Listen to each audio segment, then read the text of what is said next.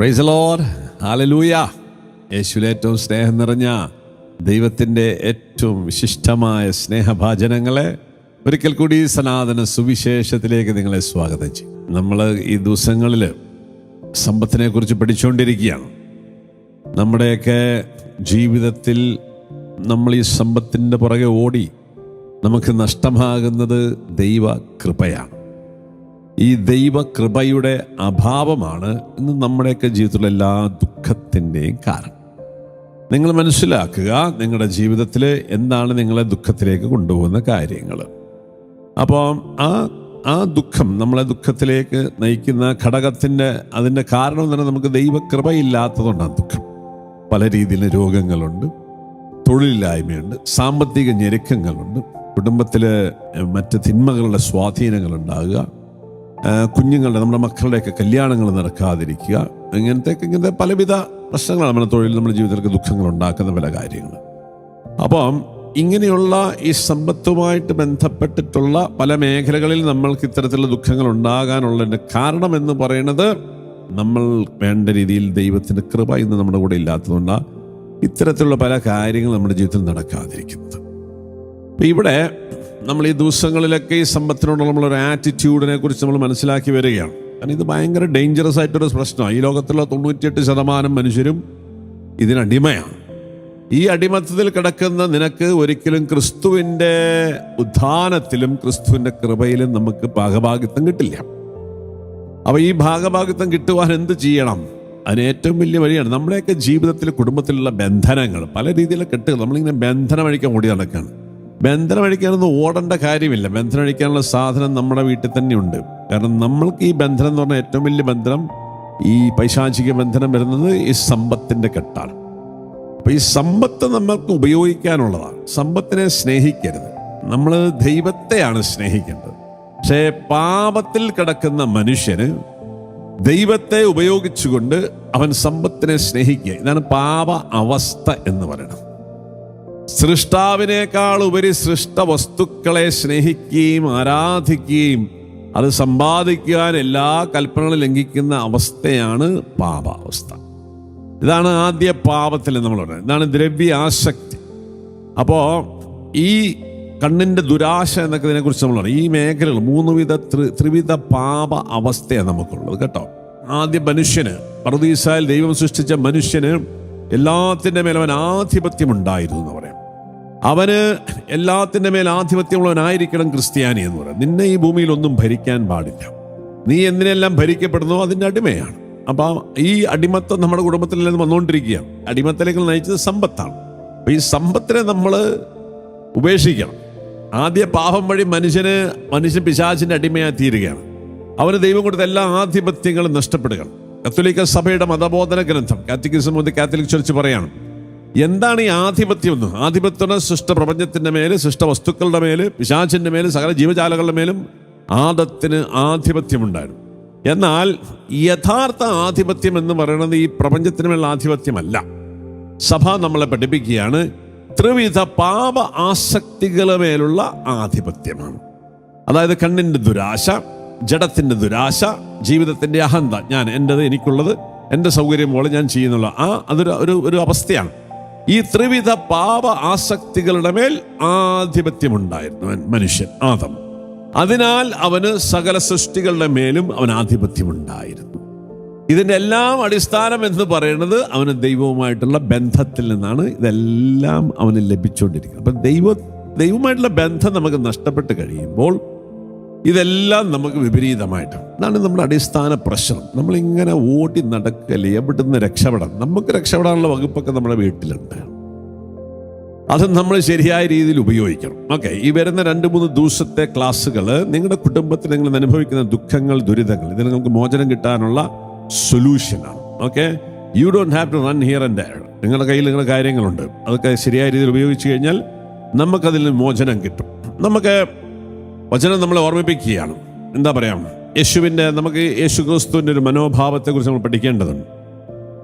2 കൊരിന്ത്യസ്, ഈ കൃപ എങ്ങനെ നമുക്ക് ലഭിക്കും? ഇതാണ് നമ്മൾ അന്വേഷിക്കേണ്ടത്. മനസ്സിലായി? കൃപ ലഭിക്കാനായിട്ട് ഔദാശിക ജീവിതം നമുക്ക് കൃപ തരും, വിശുദ്ധ ഗ്രന്ഥം വായിക്കുമ്പോൾ നമുക്ക് കൃപ തരും, സുവിശേഷ വേല ചെയ്യുമ്പോൾ നമുക്ക് കൃപ ലഭിക്കും, ഇതെല്ലാം കൃപ സ്വന്തമാക്കാനുള്ള വഴികളാണ്. ഓക്കെ, സഹനങ്ങൾ നമ്മൾ മറ്റുള്ളവർ ആത്മരക്ഷയ്ക്ക് വേണ്ടി പാപികളെ മാനസാന്തരം യേശുവിന് പീഡാസഹനങ്ങളോട് നമ്മൾ ചേർത്ത് വെച്ച് പ്രാർത്ഥിക്കുമ്പോൾ വലിയ കൃപ ലഭിക്കും. പക്ഷേ ഇതുപോലെ തന്നെ വലിയ കൃപ ലഭിക്കുന്ന ഒരു വഴിയാണ് നമ്മുടെ കയ്യിലുള്ള സമ്പത്ത് നമ്മളെങ്ങനെ വ്യയം ചെയ്യുന്നു എന്നുള്ളത്. ഞാൻ ഒരിക്കൽ കൂടി പറയട്ടെ, നീ ദശാംശം കൊടുക്കുന്നവനായിരിക്കാം, ദശാംശം കൊടുത്ത് നിന്റെ സങ്കടങ്ങൾ പോവില്ല, നിന്റെ ദുഃഖങ്ങൾ പോവില്ല, നിന്റെ ജീവിതത്തിൽ കെട്ടഴിയത്തില്ല. You need to give more than that. Okay, അപ്പോൾ നമ്മൾ 1-2 വചനത്തിലൂടെ ബൈബിളിലൂടെ കടന്നു പോകുമ്പോൾ ഇത്തരം കെട്ടുകൾ ബന്ധങ്ങൾ ഉണ്ടായിരുന്ന മനുഷ്യർ അഴിയപ്പെട്ട അവസ്ഥകൾ പറയാം. അപ്പം അതിന് അടിസ്ഥാനപരമായ ഒരു വചനം നമ്മൾ മനസ്സിലാക്കുക. കഴിഞ്ഞ ക്ലാസ്സിൽ നമ്മൾ കോർപ്പറേറ്റ് വേൾഡുകളെ കുറിച്ച്, നമ്മുടെ ബിസിനസ് എങ്ങനെ ചെയ്യണം.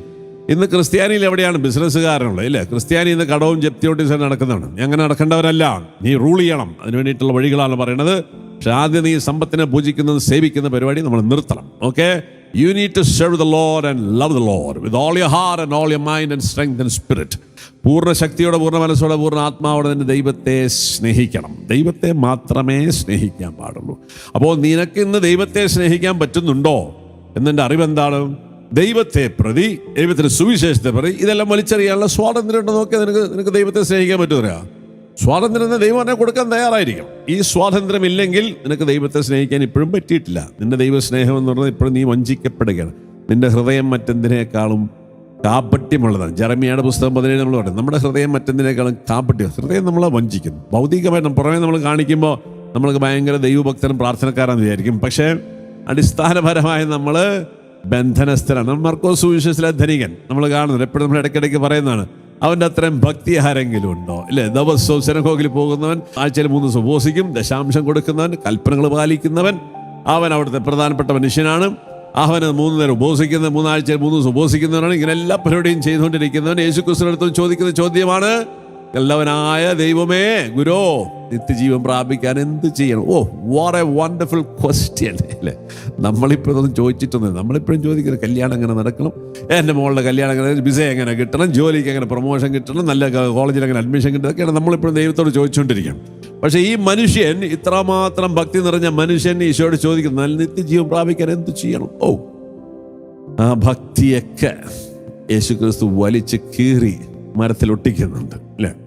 നീ ഒരു കാര്യം ചെയ്യണം മോനെ, നീ ഇതെല്ലാം പാലിക്കുന്ന എനിക്കറിയാം, പക്ഷെ നിനക്കൊരു കുറവുണ്ട്. എന്താണ്? നീ ഉള്ളിൽ മാമോനെ സേവിക്കുന്നവനാണ്, നീ ധനത്തെ സ്നേഹിക്കുന്നവനാണ്, നീ ഈജിപ്തിൽ നിന്ന് പുറത്തു കൊണ്ടുവന്ന് മരുഭൂമിയിൽ ആരാധിച്ച കാളക്കുട്ടിയാണ് നീ. ഓക്കെ, അതിനെ നീ പുറത്ത് കളയാം. നമ്മളെല്ലാവരും ഉള്ളിൽ ഈ കാളക്കുട്ടി ഇരിപ്പുണ്ട്. ഈ കാളക്കുട്ടീനെ കളയാതെ നിനക്ക് കൃപ കിട്ടില്ല. നീ ധ്യാനമന്ദിരങ്ങളിൽ പോയാലും, ലോകത്തിലെ ഏത് വലിയ ധ്യാനഗുരുത്തിൻ്റെ തലയെ കൈവച്ചാലും നിന്റെ കുടുംബത്തിലെ കെട്ടഴിയില്ല. നിന്റെ കുടുംബത്തിലെ കെട്ടഴിയണം എന്നുണ്ടെങ്കിൽ അതിൻ്റെ ആ കെട്ടിയിരിക്കുന്നതിന് നീ പുറത്താക്കണം. ഭയങ്കര ഡെലിവറൻസ് പ്രയറുകളൊക്കെയാണ് നമ്മൾ നടത്തുന്നത്. ലോകത്തെല്ലായിടത്തും ഡെലിവറൻസ് പ്രയറുകളാണ്. എന്ത് deliverance? You give the basic deliverance, then the people will fly. അടിസ്ഥാനപരമായ ബന്ധനത്തിൽ നിന്ന് അഴിച്ചു വിടാതെ നമ്മൾ ഈ നട്ടാമുട്ടി പരിപാടിയും കാണിച്ച് ആൾക്കാരെ പറ്റിക്കുന്ന പരിപാടി നിർത്തിയാൽ, പ്രീച്ച് ദ ഗോസ്പെൽ, ഈ സുവിശേഷം പ്രസംഗിക്കണം. ഇതാണ് സനാതന സുവിശേഷം.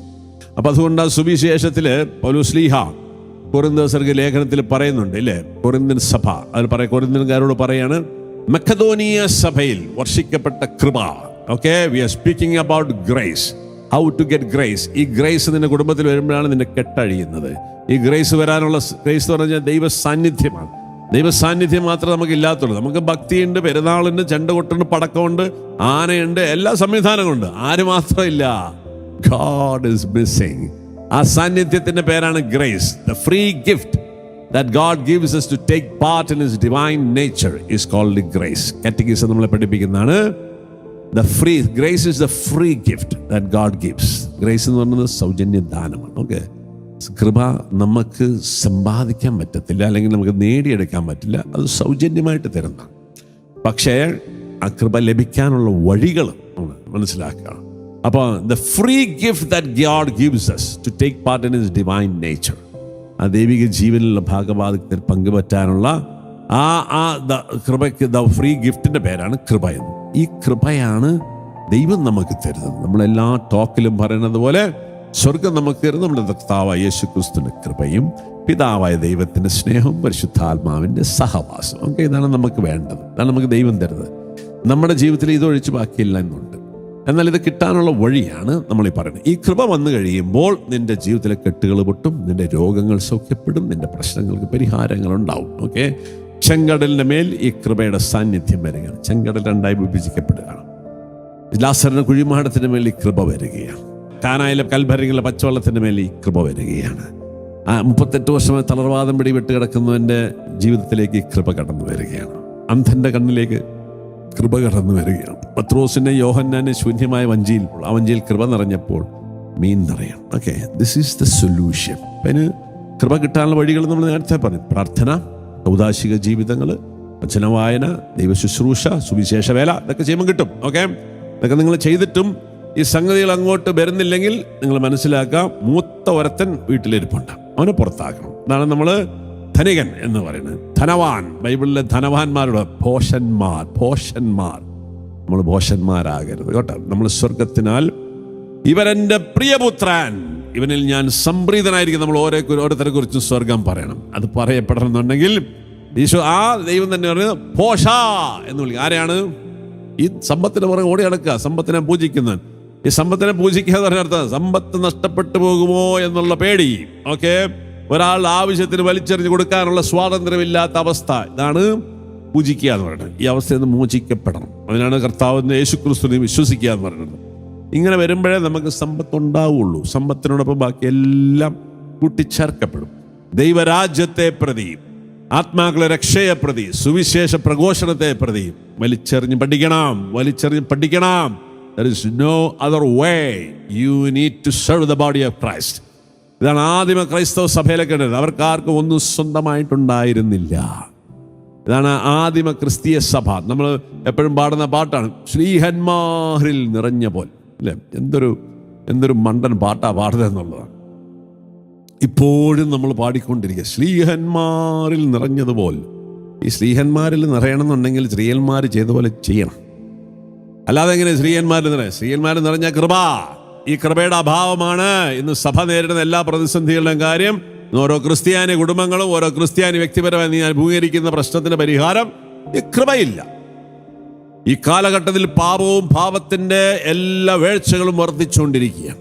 പാപവും പാപത്തിന്റെ വീഴ്ചകളും വർദ്ധിച്ചുകൊണ്ടിരിക്കുന്നിടത്ത് പൗലോസ്ലീഹ പറയുന്നുണ്ട്, കൃപയും വർദ്ധിക്കുന്നു. പക്ഷെ കൃപ നമ്മൾക്ക് സ്വന്തമാകാൻ പറ്റുന്നില്ല. കാരണം നമ്മൾ ഈ ലോകത്തെ സ്നേഹിക്കുന്നു, ലോകത്തിൻ്റെ സമ്പത്തിനെ സേവിക്കുന്നു, പൂജിക്കുന്നു.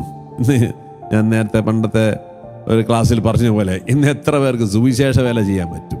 യേശുക്രിസ്തു എന്ന് മത്തായിനെ പണ്ട് വിളിച്ചോളൂ, എടാ വാടാന്ന് പറഞ്ഞ് നമുക്കാർക്കും പോകാൻ പറ്റും? ഇല്ല. നമുക്ക് bank loan, housing loan, car loan, വിദ്യാഭ്യാസ ലോണ്, കല്യാണ ലോണ്, ഇതെല്ലാം കഴിഞ്ഞ് ഏതോനും സുവിശേഷം പറയാൻ പറ്റും? You are A slave. നീ സുവിശേഷം പ്രസംഗിക്കരുത്. നീ സുവിശേഷം പറഞ്ഞാൽ മറ്റുള്ളവരും കൂടി ബന്ധിക്കപ്പെടും. അതുകൊണ്ട് വളരെ കുറച്ച് പേരെ സുവിശേഷം പറയാൻ പാടും. ഇത്രയും നാൾ സുവിശേഷം പറഞ്ഞിട്ടും എന്തുകൊണ്ടാണ് ലോകത്തിൽ ആത്മാക്കൾ മോചനം പ്രാപിക്കാതെ വെച്ചാൽ, ഈ ബന്ധനത്തിൽ കിടക്കുന്നവൻ സുവിശേഷം പറഞ്ഞു കഴിഞ്ഞാൽ സുവിശേഷം കേൾക്കുന്നവനും ബന്ധനസ്ഥനാവും. അതാണ് അതിൻ്റെ കുഴപ്പം. ഈ ആത്മീയ മണ്ഡലത്തിലൊരു പ്രശ്നമുണ്ട്. നിന്നെ ഭരിക്കുന്ന പിശാച് നിന്നെ ശ്രമിക്കുന്ന മക്കളിൽ കയറി വരും. മനസ്സിലാകുന്നുണ്ട്? അതുകൊണ്ട് നീ ആദ്യം സ്വതന്ത്രനാകണം. ഈ സ്വാതന്ത്ര്യത്തിലേക്ക് വന്നാലേ നിന്നെ ശ്രമിക്കുന്ന മക്കൾക്ക് സ്വാതന്ത്ര്യം കിട്ടുള്ളൂ. ഇന്ന് ഒരു 98% സുവിശേഷ വേലക്കാരും ഈ സമ്പത്തിന് അടിമയാണ്. നമ്മൾ പറയുമ്പോൾ അവിടെ തലവേദന മാറി, ചൊറി മാറി, ചരങ്ങ് മാറി എന്നൊക്കെ പറയാന്നല്ലാണ്ട് എന്ത് മാറ്റം? ഒരു മാറ്റവും സംഭവിക്കുന്നില്ല. നമ്മൾ അടിമത്തത്തിലേക്ക് പോയിക്കൊണ്ടിരിക്കുക, നാശത്തിലേക്ക് പോയിക്കൊണ്ടിരിക്കുക. ഇനിയും ഈ ലോകത്തിന്റെ സമ്പത്തിന്റെ പുറകെ ഓടിക്കൊണ്ടേയിരിക്കുകയാണ്.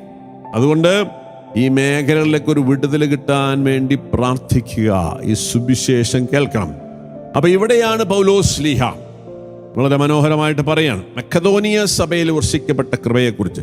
2 കൊരിന്തോസ് 8:1 മുതലുള്ള വചനങ്ങൾ. സഹോദരരെ, മക്കെദോനിയയിലെ സഭകളിൽ വർഷിക്കപ്പെട്ട ദൈവകൃപയെക്കുറിച്ച് നിങ്ങൾ അറിയണമെന്ന് ഞങ്ങൾ ആഗ്രഹിക്കുന്നു. മക്കെദോനിയ സഭക്കാർ കിട്ടിയ കൃപ, ഓക്കെ, യേശുക്രിസ്തുവിന്റെ കൃപ എങ്ങനെയാണ്? എന്തെന്നാൽ ക്ലേശങ്ങളുടെ തീവ്രമായ പരീക്ഷയിൽ അവരുടെ സന്തോഷാധിക്യവും കൊടിയ ദാരിദ്ര്യവും ഉദാരതയുടെ സമ്പത്തായി കരകവിഞ്ഞൊഴുകി. അവർ തങ്ങളുടെ കഴിവനുസരിച്ചും അതിൽ കവിഞ്ഞും തുറന്ന മനസ്സോടെ ദാനം ചെയ്തെന്ന് സാക്ഷ്യപ്പെടുത്താൻ എനിക്ക് സാധിക്കും. ഓക്കെ, ഔദാര്യത്തോടെ കൊടുത്ത മക്കെദോനിയ സഭക്കാരെ കുറിച്ച് പൗലോസ്ലിയ കൊറിന്ത്യൻ സഭയെ പഠിപ്പിക്കുക. ഓക്കെ, ഇന്ന് നമ്മൾ പഠിക്കേണ്ട മേഖലയാണ്. ഇന്ന് നമുക്ക് ഇല്ലാത്തതെന്നാണ് കൃപയില്ല, ബാക്കിയെല്ലാം ഉണ്ട്.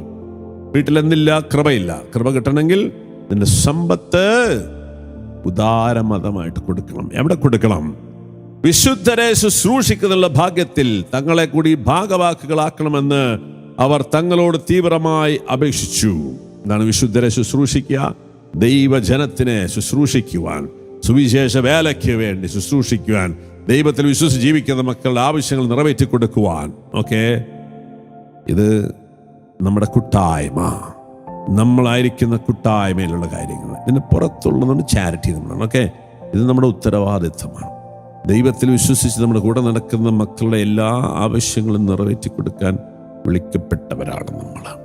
ഓക്കെ, അങ്ങനെ പൗലോസിന്റെ കൂട്ടായ്മയിലുണ്ടായിരുന്നു, പൗലോസിന്റെ ശുശ്രൂഷ വേലയിൽ, പൗലോസിന്റെ ദൗത്യത്തെ സഹായിച്ചിരുന്നവരാണ് മക്കെദോനിയ സഭക്കാർ.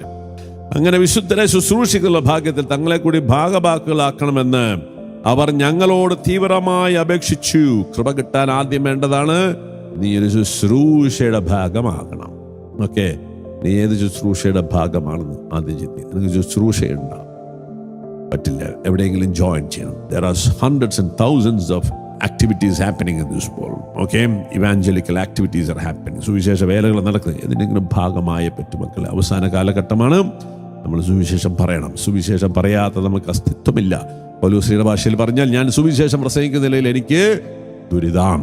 ഓക്കെ, ഈ ദുരിതം നിങ്ങളുടെ വീട്ടിലുണ്ടോ എന്ന് പരിശോധിക്കാം. അതുകൊണ്ട് ഇങ്ങനെ ഒരു ഭാഗ്യം, ഇതൊരു ഭാഗ്യമാണ്. പൗലോസ് മക്കെദോനിയക്കാർ പറയാ, എൻ്റെ പൗലോസെ നിങ്ങളുടെ കൂടെ എന്നെ കൂടെ ചേർക്കണം, നിന്റെ വേലയിൽ നിന്ന് എന്നെ പങ്കുപാർക്കണം, വിശുദ്ധരെ ശുശ്രൂഷിക്കുന്നുള്ള ഭാഗ്യത്തിൽ ഞങ്ങളെ കൂടി ഭാഗവാക്കുകളാക്കണം. ഞങ്ങൾ അങ്ങയോട് തീവ്രമായി അപേക്ഷിച്ചു. ഇത് ഞങ്ങൾ പ്രതീക്ഷിച്ചതുപോലെ ആയിരുന്നില്ല. പ്രത്യുത ആദ്യമേ തന്നെ അവർ തങ്ങളെ തന്നെ കർത്താവിനും ദൈവഹിതമനുസരിച്ച് ഞങ്ങൾക്കും സമർപ്പിച്ചു. ഓക്കെ, നമുക്കൊരു സംവിധാനം ഉണ്ടാകണം, നമുക്കൊരു കൂട്ടായ്മ ഉണ്ടാകണം, അവിടെ നമ്മളെ സമർപ്പിക്കണം. ഓക്കെ, നമ്മളെ പ്രശ്നം എന്ന് വെച്ചാൽ നമുക്ക് കൂട്ടായ്മകളില്ല, നമ്മളെല്ലാം ഇൻഡിപെൻഡൻ്റ് ആണ്. അപ്പോൾ എന്താ വെച്ചാൽ നമുക്കിങ്ങനെ ഒരു സംവിധാനത്തിന് കീഴിൽ വരുവാൻ, ഒരു പ്രസ്ഥാനത്തിൽ കമ്മിറ്റ്മെൻ്റ് എടുക്കുക, ഇതൊക്കെയാണ് ഏറ്റവും വലിയ ബുദ്ധിമുട്ട്. ഓക്കെ, ത്രിത്വിക ദൈവത്തിൻ്റെ കൂട്ടായ്മയിൽ ഭാഗഭാഗാകണം. അല്ലാതെ ഈ പുസ്തകത്തിലെ ഒരു അനുഗ്രഹവും നിൻ്റെ വീട്ടിൽ കിട്ടില്ല. കൂട്ടായ്മ എന്ന് പറയുന്ന അർത്ഥം എന്താ? ആ കൂട്ടായ്മയ്ക്ക് ഒരു പ്രത്യേകതയുണ്ട്. ആ കൂട്ടായ്മ ബലിയാകുന്ന കൂട്ടായ്മയാണ്, സ്വയം ദാനമായി നൽകുന്ന കൂട്ടായ്മയാണ്. ആ കൂട്ടായ്മയിൽ ദശാംശമല്ല, ഓക്കെ, ഉള്ളത് കൊടുക്കുന്നൊരു കൂട്ടായ്മ. അങ്ങനെ ഒരു കൂട്ടായ്മ നമുക്കുണ്ടാകണം. അങ്ങനെ ഇതാണ് ആദിമസഭ എന്നൊക്കെ പറയും. ഇവിടെയാണ് പരിശുദ്ധാത്മാവ് കിടന്ന് വിളയാടിയിരുന്ന സഭ. ഇന്ന് പരിശുദ്ധാത്മാവിൻ്റെ പൊടി പോലും കാണാനില്ല. നമ്മളെ നമ്പർ ഇട്ടിട്ട് പരിശുദ്ധാത്മാവ് കാണുക. അവിടെ ഇത് സംഭവിച്ചു, ഇവിടെ ഇത് സംഭവിച്ചു. 1000 പേരെ തലവേദന മാറി, 10000 പേരെ മുതുകുവേദന മാറി, ഇതൊക്കെ നമ്പർ അടിച്ച് നമ്മൾ പരിശുദ്ധാത്മാവ് കാണുക. Actually Holy Spirit is missing. Okay, അപ്പം അതുകൊണ്ട് എന്താ കാര്യം? നമ്മൾ ക്രിസ്ത്യാനിയുടെ ജീവിതം കണ്ടിട്ട് ആൾക്കാർ മാനസാന്തരപ്പെടുന്നില്ല. നമ്മൾ സുവിശേഷം പ്രസംഗിച്ചിട്ട് മാനസാന്തരപ്പെടുന്നില്ല. അതിൻ്റെ കാരണം എന്താണ്? നമ്മളിൽ പരിശുദ്ധാത്മാവില്ല. അതാണ് എൻ്റെ പ്രശ്നം. അപ്പം അതുകൊണ്ട് നമ്മൾ ഈ മാറ്റത്തിലേക്ക് വരാൻ തയ്യാറാവണം. അങ്ങനെ അവർ തങ്ങളെ തന്നെ ദൈവത്തിനും ദൈവഹിതമനുസരിച്ച് ഞങ്ങൾക്കും സമർപ്പിച്ചു. ഓക്കെ, അതനുസരിച്ച് തീത്തോസ് ഞങ്ങളുടെ ഇടയിൽ ആരംഭിച്ചുള്ള കാരുണ്യ പ്രവർത്തനങ്ങൾ പൂർത്തിയാക്കാൻ ഞങ്ങൾ അവനോട് അഭ്യർത്ഥിച്ചു. അങ്ങനെ ആ കാരുണ്യപ്രവൃത്തി, ഏറ്റവും വലിയ കാരുണ്യപ്രവൃത്തിയാണ് അപരൻ്റെ ആത്മരക്ഷ.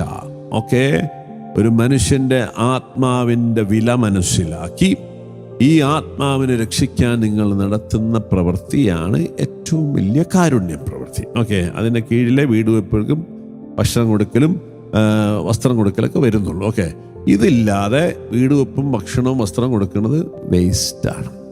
ഓക്കെ, അത് കൊടുക്കാൻ ഇന്ന് ലോകത്ത് ആയിരക്കണക്കിന് സംവിധാനങ്ങളുണ്ട്, ആയിരക്കണക്കിന് സംവിധാനം. അതിന് നമ്മൾ പോകേണ്ട കാര്യമില്ല. അതുകൊണ്ട് നമ്മൾ മനസ്സിലാക്കേണ്ട ഇതിനാണ് യേശു ക്രിസ്തു വന്നത്. അപ്പം യേശു കുരിശിൽ ബലിയായതെല്ലാം തീർന്നത് ഈ ആത്മരക്ഷയ്ക്ക് വേണ്ടിയിട്ടാണ്. ആത്മരക്ഷയ്ക്ക് ഉപകാരപ്പെടുന്ന രീതിയിൽ വീട്, ഭവനങ്ങൾ, അല്ലെങ്കിൽ വസ്ത്രം, അല്ലെങ്കിൽ ആദ്യം ഭക്ഷണം, പിന്നെ വസ്ത്രം, പിന്നെ ഭവനം നമ്മൾ ഒരുക്കി കൊടുക്കുകയാണ്. അപ്പോൾ ഇതെല്ലാം അതിന് ശേഷമാണ്, അതിലേക്ക് കൊണ്ടുപോകാൻ വേണ്ടിയിട്ടുള്ള വഴിയാണ്. അല്ലാണ്ട് ഇതില്ലാതെ കൊടുക്കുന്നതൊക്കെ നമ്മൾ വെറുതെ തട്ടിപ്പ് കാണിക്കുന്ന പരിപാടിയാണ്. ആ തട്ടിപ്പിനോട് കർത്താവ് ഉണ്ടാവത്തില്ല.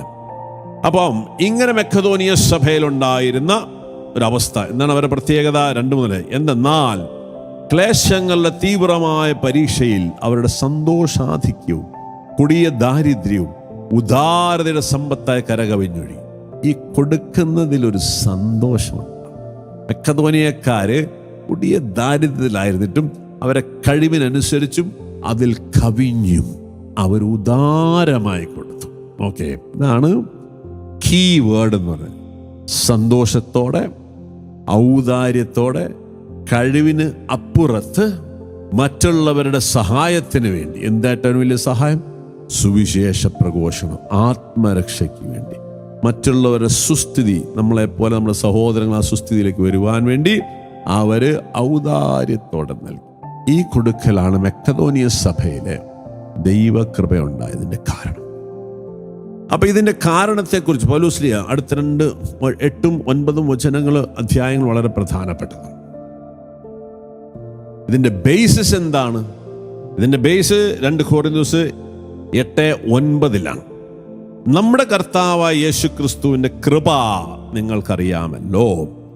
അവൻ സമ്പന്നനായിരുന്നിട്ടും നിങ്ങളെ പ്രതി ദരിദ്രനായി, തൻ്റെ ദാരിദ്ര്യത്താൽ നിങ്ങൾ സമ്പന്നരാകാൻ വേണ്ടി തന്നെ. ഇതാണ് വചനത്തിന്റെ കീ.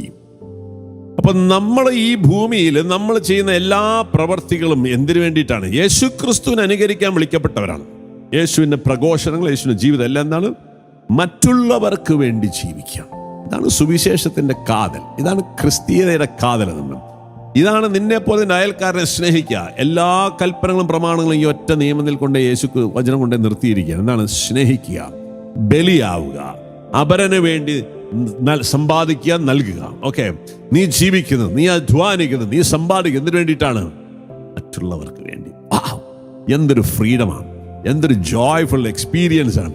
അവന്റെ ജീവിതത്തിൽ, അവന്റെ കുടുംബത്തിൽ, അവന്റെ സ്ഥാപനത്തിൽ കൃപ ഒഴുകിയിരിക്കും. കാരണം യേശു ക്രിസ്തുവിന്റെ കൃപയെ കുറിച്ച് പൗലോസ്ലീഹ പറയാണ്, നമ്മുടെ കർത്താവ് യേശു ക്രിസ്തുവിന്റെ കൃപ നിങ്ങൾക്കറിയാമല്ലോ.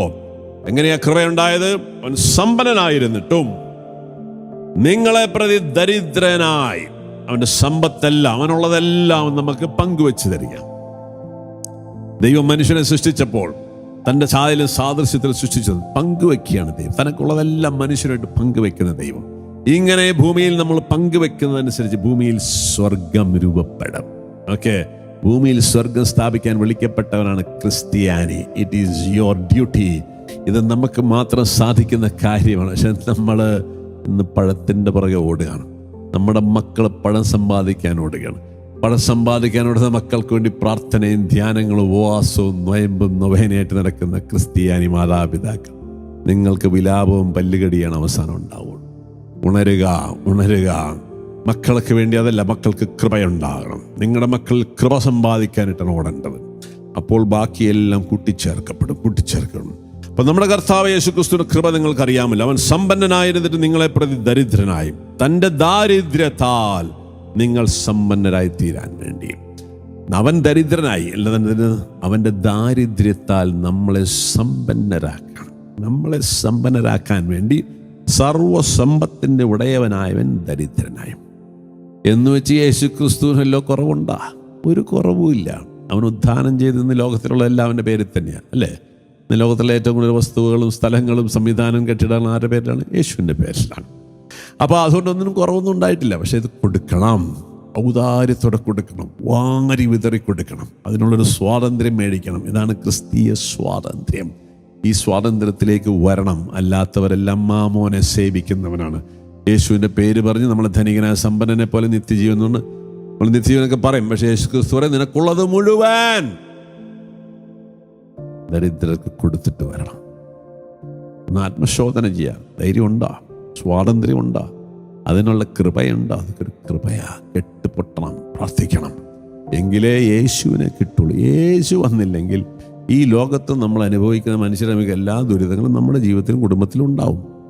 എല്ലാ ക്രിസ്തീയ കുടുംബത്തിലും ഇതൊക്കെ തന്നെയുണ്ട്. ഈ ലോകത്തിലെ എല്ലാ പ്രശ്നങ്ങളും ഒരു അംശം നമ്മുടെ വീട്ടിലുണ്ട്. നമ്മുടെ വീട്ടിൽ വരേണ്ട കാര്യമില്ല.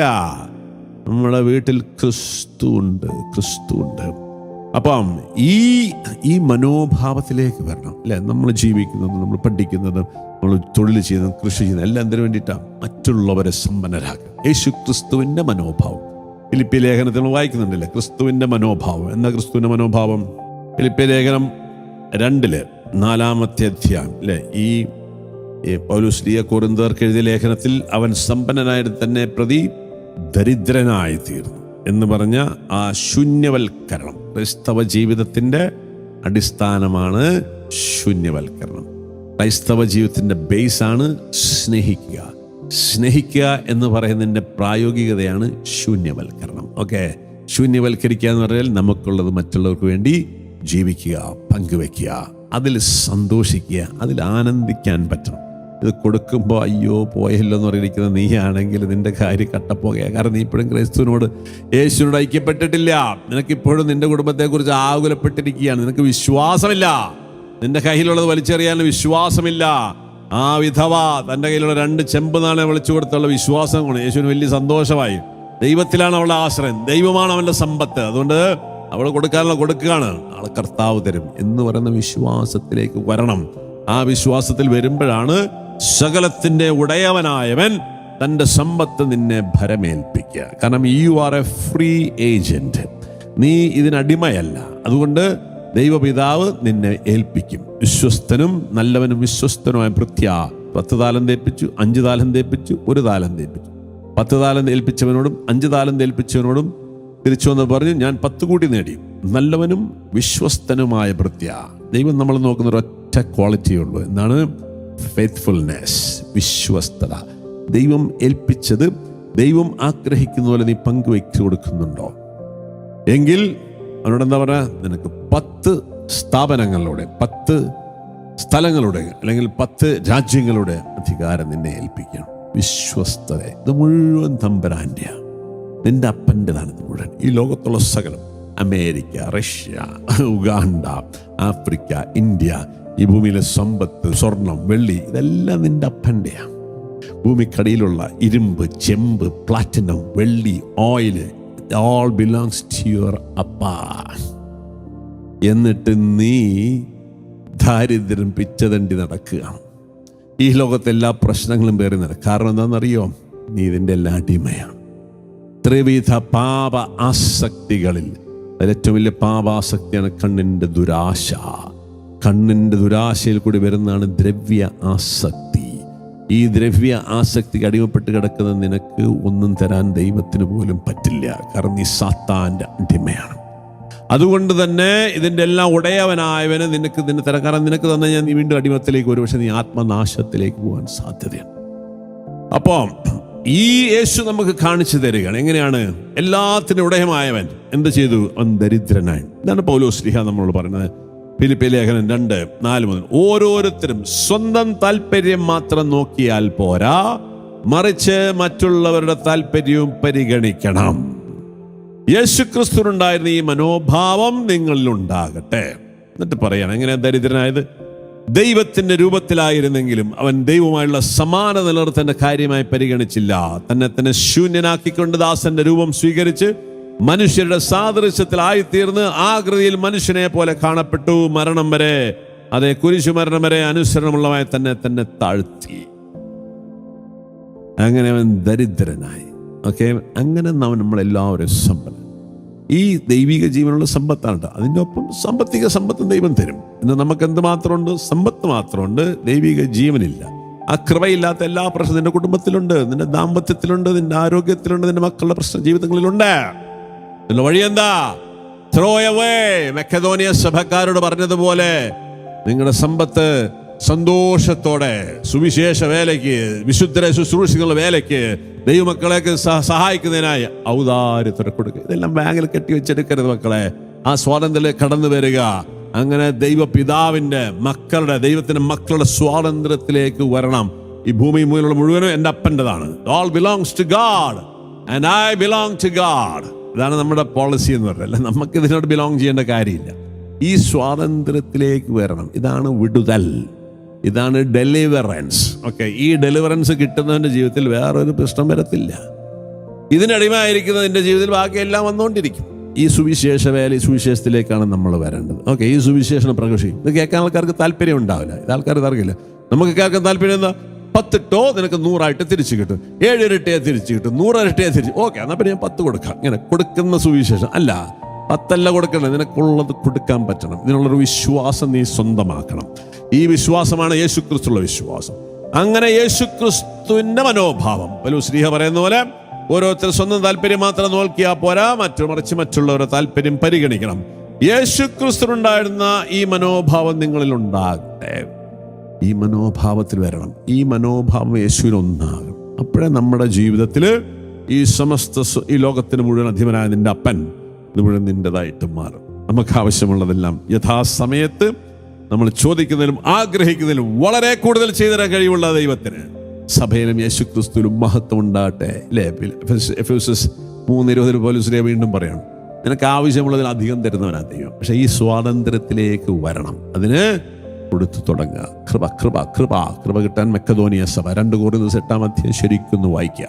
അപ്പൊ അതുകൊണ്ട് ഈ കൃപ സമ്പാദിക്കാനും നമ്മുടെ വീട്ടിലെ കെട്ടുകൾ അഴിക്കുവാനും നിങ്ങളുടെ ദുഃഖം മാറ്റുവാനുള്ള ഈ സുവിശേഷം വരുന്ന 2-3 എപ്പിസോഡുകൾ ശ്രദ്ധിച്ച് കേൾക്കുക.